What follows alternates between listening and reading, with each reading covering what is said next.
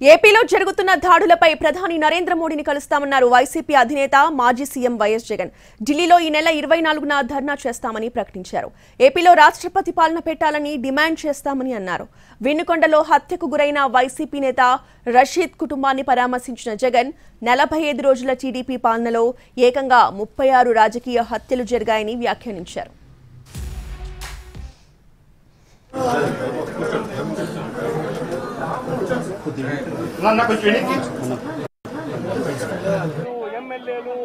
MLA ఎంపీలు రాజ్యసభ సభ్యులు లోక్సభ సభ్యులు అందరూ కూడా ఢిల్లీకి వెళ్తారు. వెళ్లి బుధవారం ఢిల్లీలో సింబాలిక్ ధర్నా ఢిల్లీలో చేసే కార్యక్రమం కూడా చేస్తున్నాం.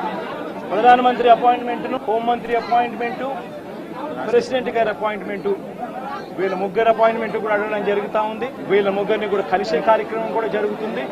వాళ్ళ అపాయింట్మెంట్ ఇస్తే వాళ్ళని కూడా కలిసే కార్యక్రమం జరుగుతుంది.